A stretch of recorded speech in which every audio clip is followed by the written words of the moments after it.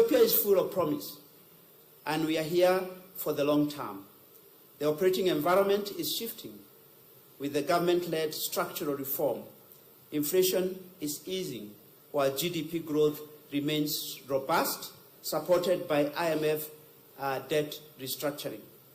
But challenges remain.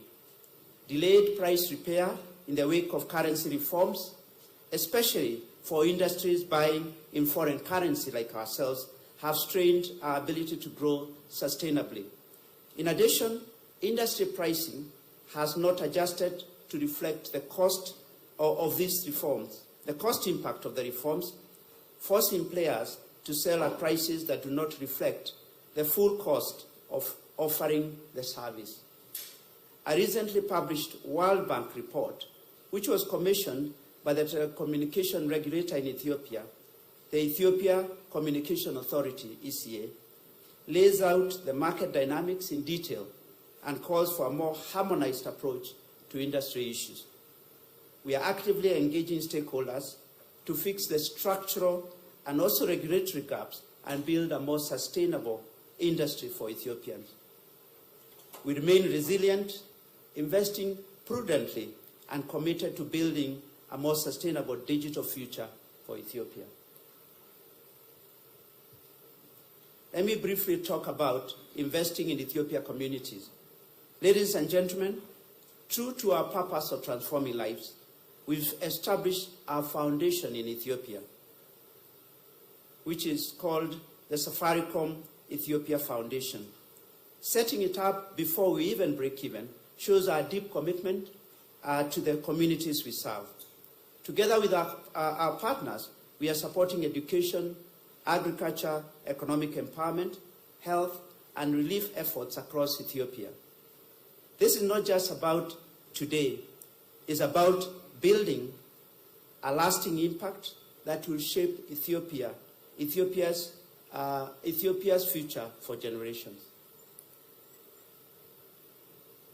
Looking at how we've executed in our business, we've sustained commercial progress in a challenging environment. We are driving 4G adoption through high-value data positioning, digital content, partnerships to accelerate smartphone uptake. Customer journeys have been simplified with self-serve options and loyalty boosted through targeted campaigns. Integrated propositions, innovative pricing, and retention strategies are deepening engagement and adoption.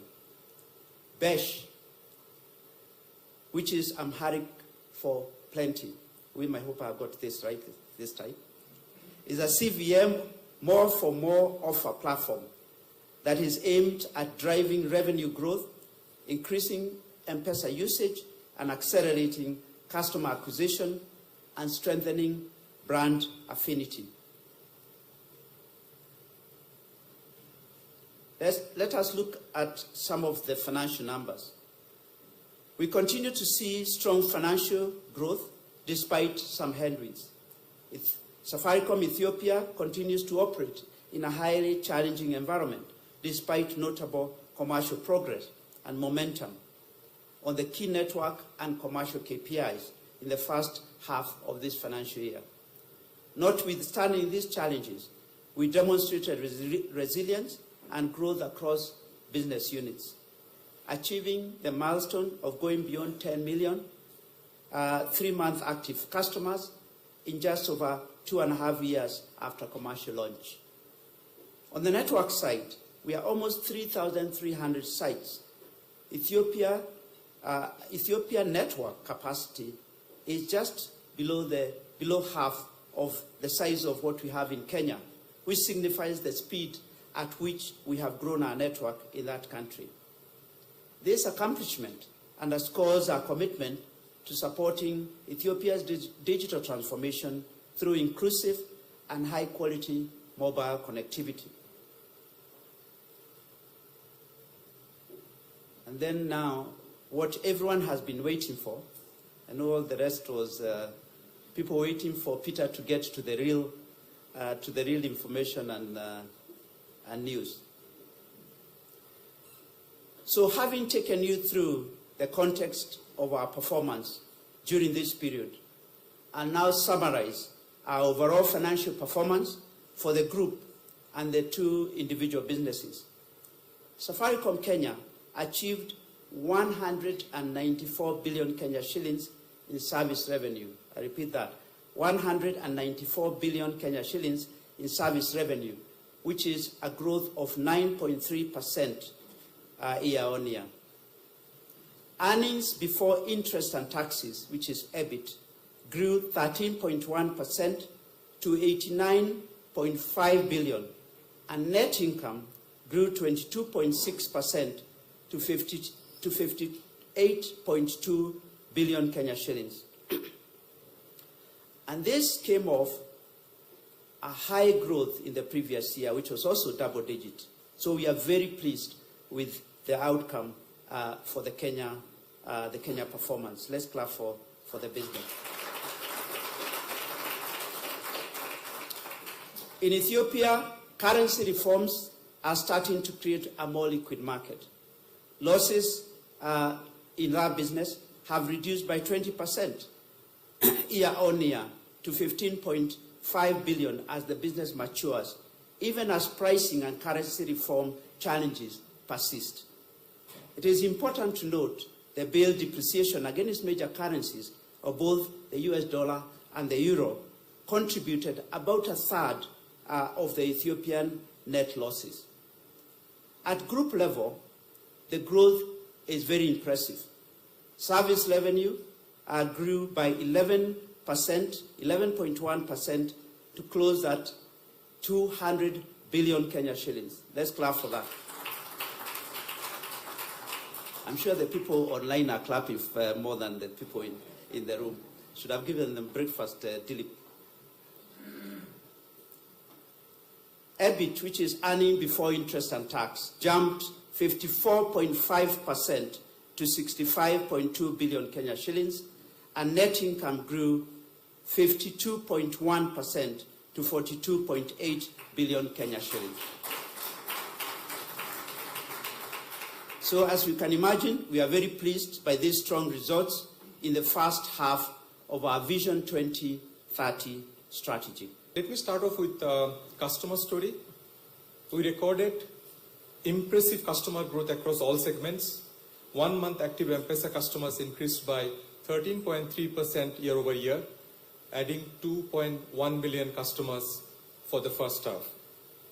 And this is very special given we have recently celebrated M-Pesa at 18 with all our customers, agents, dealers, merchants, and all stakeholders. Our 1 month active connectivity customers also grew by 7.5% year over year to 37.5 million. Fixed data customers grew by 31.4% year on year, closing at 432,000 customers. This remarkable customer growth is a clear testament to the strong loyalty we have established with our customers over the last 25 years. Moving now to service revenue.